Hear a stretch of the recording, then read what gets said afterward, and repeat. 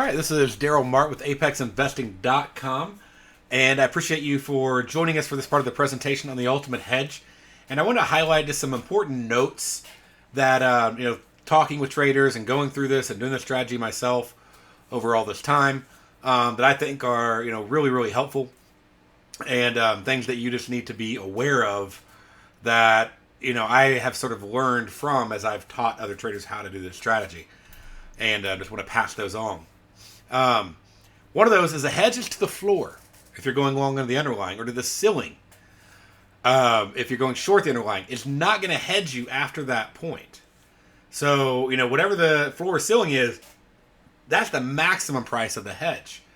But another thing that I haven't talked about a lot before is, and this class, where I've dug into like the foundations on spreads and everything else, you really want to get that premium down, because if you have a really high premium trade, and you can just go look at, if it's hard to find a hedge, that may be the reason. If you got one lined up and it's just the proximity and premium so high, well, if that thing gets to the other side, you're going to have premium on the other side too, unless either a lot of time has passed, price moved in your favor, whatever. But just understand that premium can slow down on both sides of the hedge. And I want to bring back an important slide as part of this note. So let me pull that up real quick. So this was a slide I talked to you about in the speed video. And if you haven't watched that video, you should have watched all the spread videos before getting to this. Definitely go back and watch the spreads speed video. And think about this in terms of hedging. Okay? Let's say you went long the underlying and you sold, let's just say this spread. Okay? Or let's even say this spread. Okay? Let's say like there's a big O spread right here. Let me get my little drawing tool. So if I was going like long here,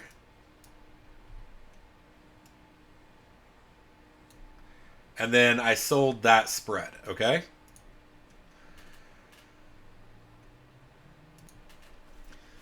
Well, if I go in, okay, and think about how with this spread, it's going to slow down. Okay, so again, now we put like this little piece right here. So it's going to slow down right as it gets closer and closer and closer to the floor. Okay, because there's that, remember that big air bubble of premium I talked about on the last webinar that we had, the last FAQ webinar. And so it's going to go slower. It's going to like say 70, 60, 50%. And then, of course, it's really not going to hedge you at all, because there's going to be all this air left in here that you're not making that money on at a certain point. So just because you have that point all the way to the floor, all the way to the ceiling, understand when it crosses over that midpoint, it's going to start slowing down, right? So it's going to speed up to a full 100%. And I got another idea on a way to show this to you. Let me, I'm going to grab this.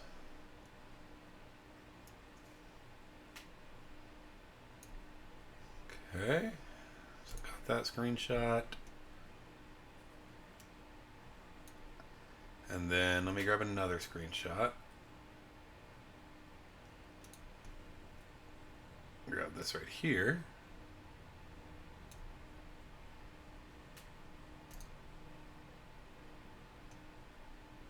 Then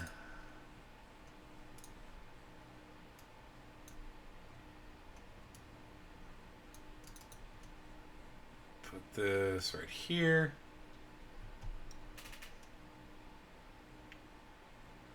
Zoom out a little bit.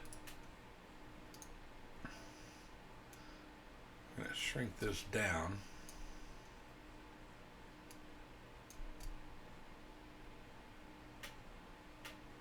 So what we're going to say is,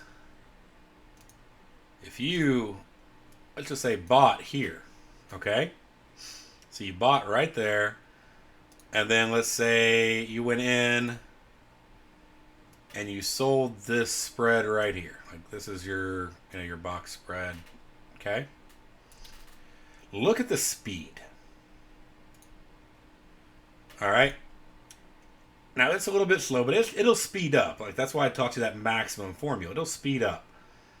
But then it's also going to start slowing back down. throw that on the back. There we go. It's going to slow back down right here, right? So you're going to get less and less of a hedge as it passes through the middle.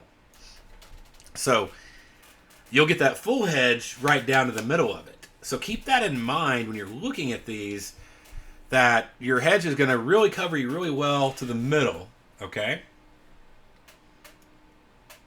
And now as of expiration, you'll get full, like this green will be like the whole thing. The whole thing will be green as of expiration. But you're probably going to, if it goes against you, you may wait till expiration depending upon, what you're choosing. Whether you're using master spreads or whether you're using, touch brackets or whatever it is you're using. But until that premium goes away, or unless you're trading maybe an instrument that has low, premium on it, like maybe the FX, stuff like that has real premium, after the middle, or it's going to slow down unless, again, you get close to expiration, that type thing. So, or again, unless it's a low premium contract. So knowing that, you may look at the hedge as like my hedge is to the middle, or maybe my hedge is a little past the middle. But when it gets to a certain point, I'm probably going to want to get out. I probably don't want to wait till the end. But no matter what, I definitely want to be out if it hits the floor or ceiling. Okay? I definitely want to be out if it hits the floor or ceiling. Maybe I want to be out before then, because it won't hedge me as well unless I have, let's say, a master spread or a touch bracket or something like that. And so I can actually write it down to the floor or ceiling because maybe the floor and ceilings match. So like I could have brought maybe a touch bracket that, is like this, or I could have bought, maybe maybe I bought this master spread, this big yellow master spread here. So I want you to be aware that that's where it covers you to, and don't forget about the whole, things slowing down after the middle on the other side unless premium's gone. Okay? All right, so we got that part down. Now, here's another really important part, is you have two separate accounts if you're doing futures or spot forex with the spreads to hedge. Okay? So your net on the trade may be just fine. But think about this, okay? Let's go over here and try to undo a bunch of these steps here.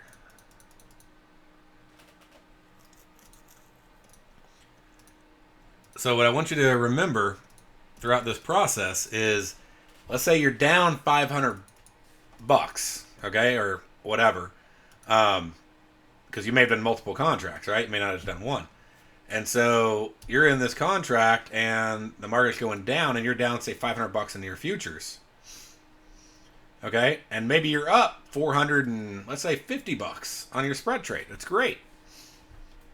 But just because you're up on your spreads and Nadex doesn't mean you're up on your futures.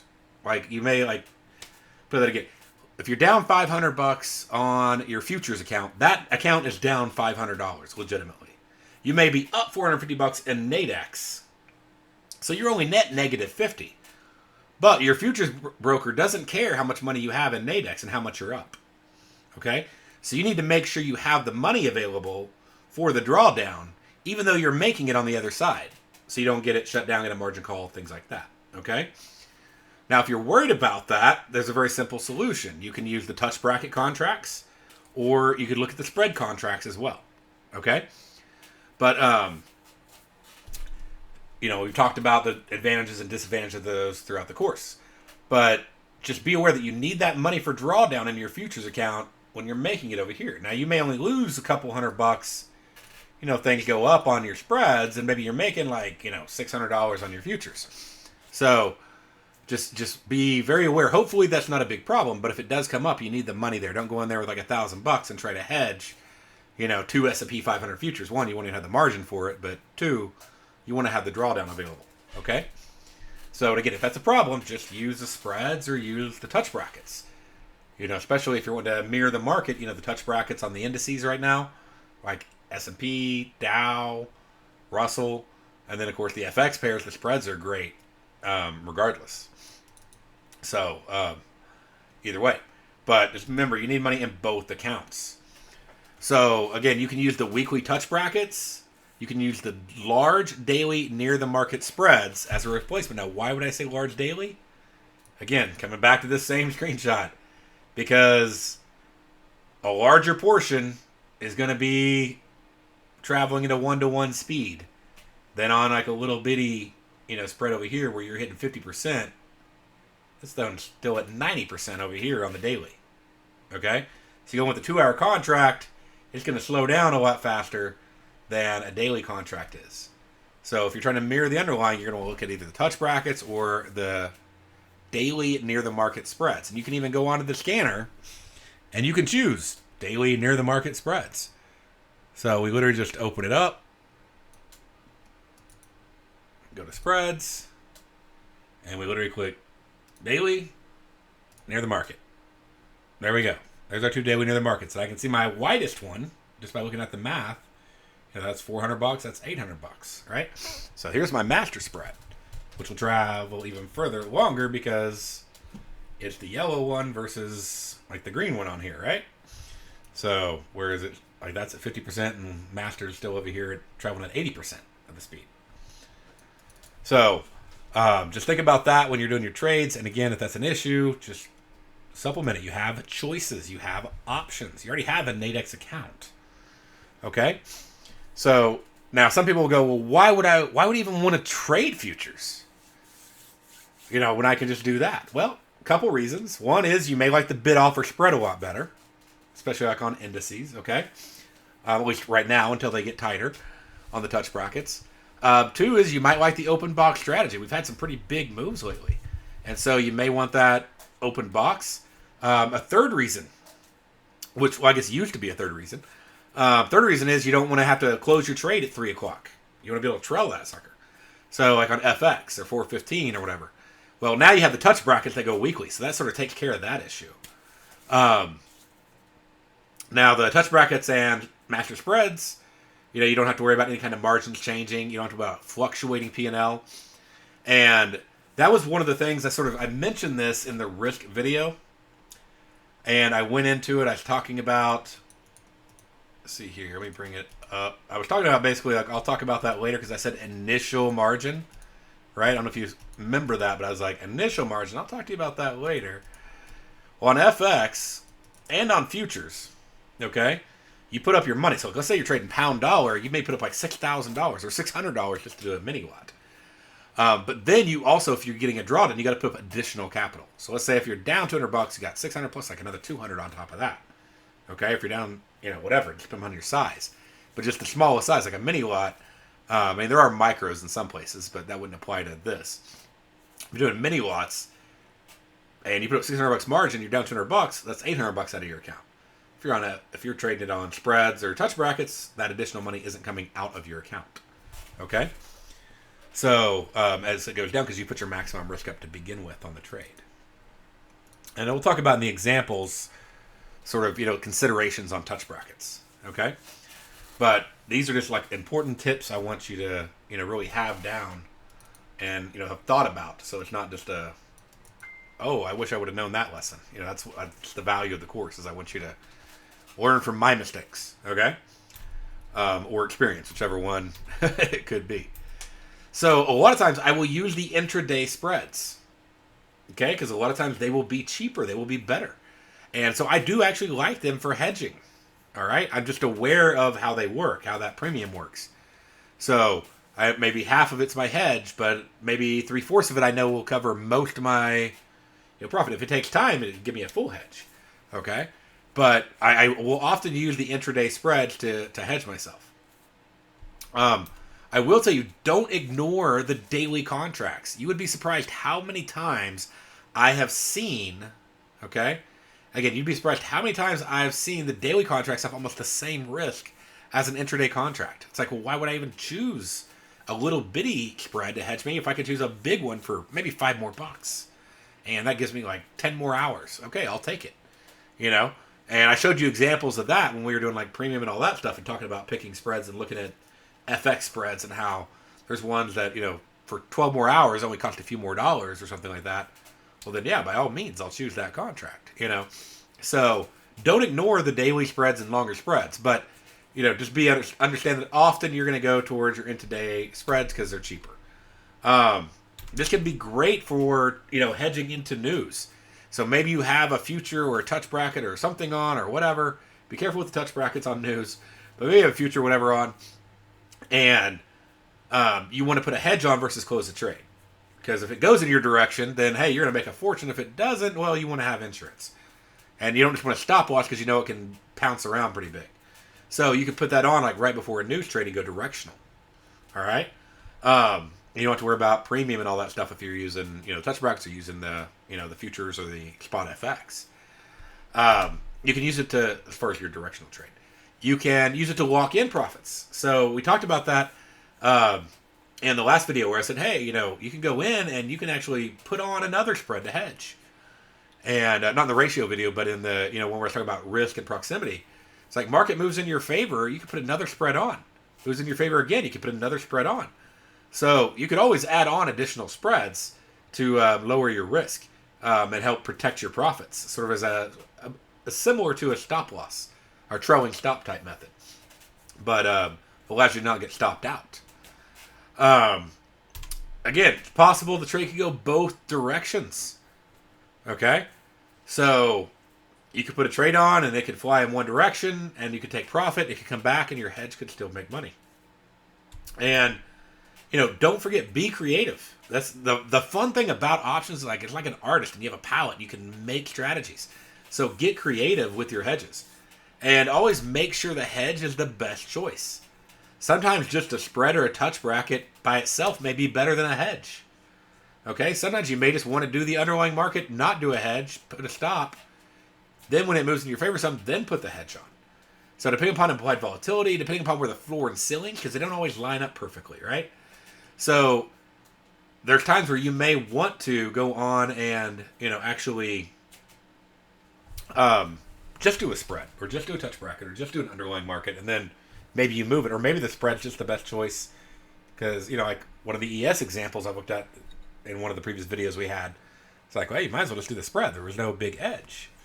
So unless you're looking at, that up, take profit, covered all your risk, move down, so there are ways to look at it, but look at your choices, get creative, think outside the box. Okay. Let's see here.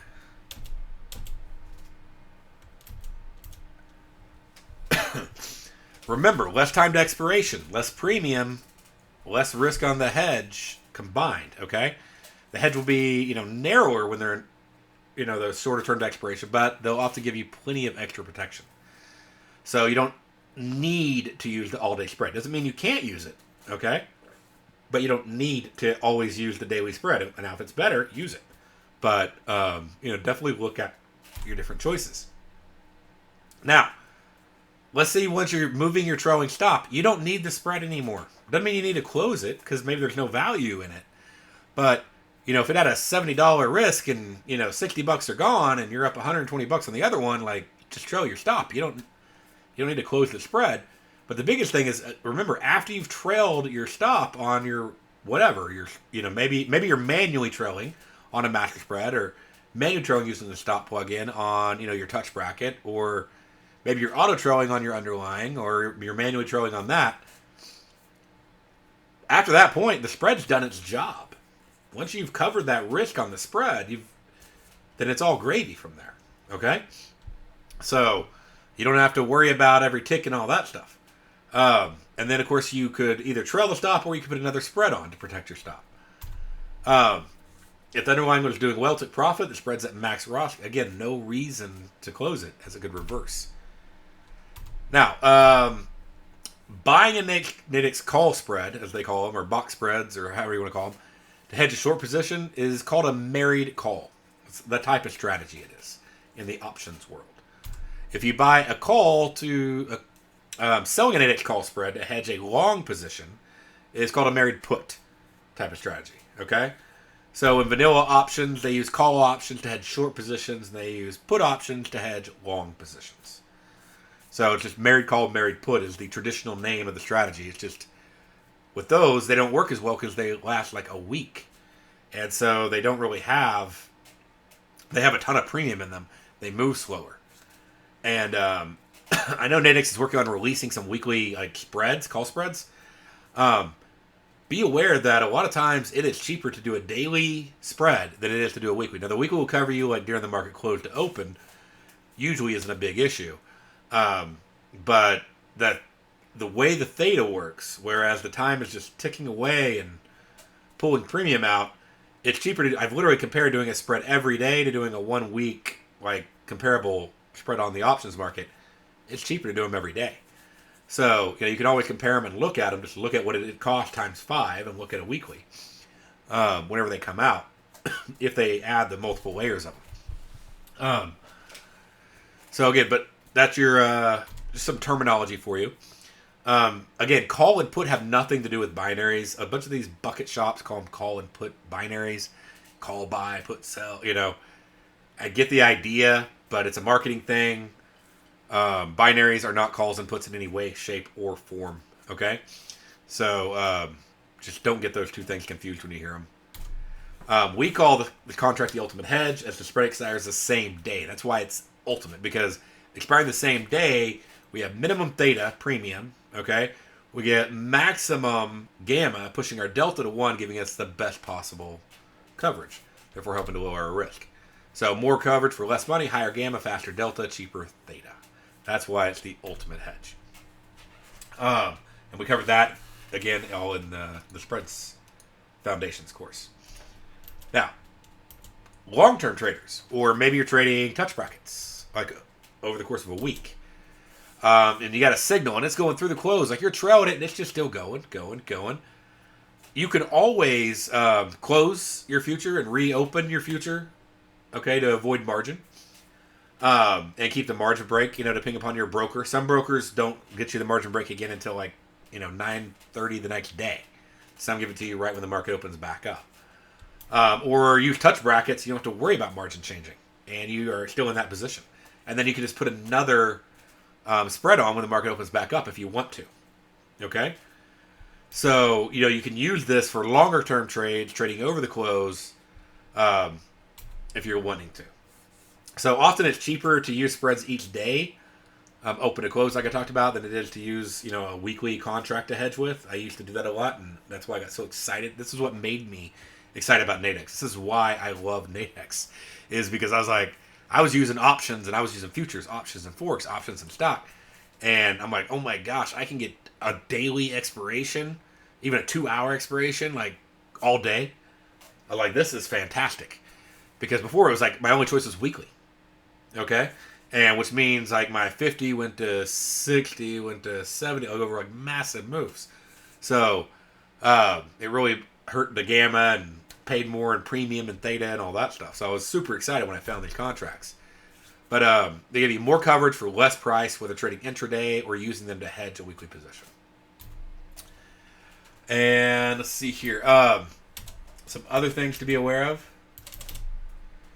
is, what if you can't find a hedge? Maybe there's just not a good one. It could be that, look and see what is available. Chop a lot of times is forming. Okay, so you could look at Chop and see what's there. And maybe as it oscillates, around that, you have a short, you want to go short here. But if Chop's forming and maybe it pulls back up, you can put the hedge on. And then it goes back down, you can put your underlying on. Or you put your underlying on. If it goes up, you can put the hedge on, but that's obviously more expensive. So as Chop is forming, you could actually let the Chop happen, put on the hedge at the cheap spot, and then put on the future when it pulls back. Okay? And so again, allow the market to pull back, put on a lower risk spread, and then put the contract on that market when it moves back in your favor. Allow it to move in your direction. So allow time to pass. Maybe you can get another spread. Maybe it's 3 minutes before expiration, another 2-hour set comes out. So you wait for a few minutes. Hopefully it doesn't take off. It doesn't take off. You can throw on another spread. Or you may just put the position on, put a stop, let the new ones open up, put that on, and then you can cancel your stop or move it up to the the height of the spread, or floor ceiling of the spread. So you could just wait for new contracts to come out before you put on your hedge. You can enter a closer proximity spread, less risk, less hedge, more movement required. This is something that people don't think about. I'm not saying it's always a great trade. I'm going to show you some examples in our example section. But you can get two trades that are actually really low risk, but you have to have a large movement. But that could be a possibility. You know, especially if you're on an extremely volatile day. Maybe that's a good setup. What if your contract expires? Okay? Your short-term, hedge expires. And market hasn't moved. Okay? Well, one, you can just add it. You can put another one on if you're willing to take on that additional, risk of that contract you put on. Depending on how much the cost of that spread is, because you're going to have to move that far plus the other one that expired, right? Or you can just exit out of the trend entry. If it's just not moving, you're like, this isn't my trade. So, a lot of little tips, and this is a video that will probably benefit you more after you played with the hedges more. You can come back and you can watch it and be like, oh, that's what he meant. Oh, I get it now. So, definitely, don't be afraid to come back to this video and watch it after you've done this for a day, a week, a month, 2 months even. Because different light bulbs will turn on as you hopefully they don't turn off. Different light bulbs will turn on as you learn more, and other things that were just sounded like words and me talking, all of a sudden are like, oh wow, that makes a lot of sense. So definitely come back and watch this video a few times over. All right. All right, well, this is Daryl Mart with ApexInvesting.com, and check out our other videos and courses on futures, forex, spreads, binaries, and touch brackets.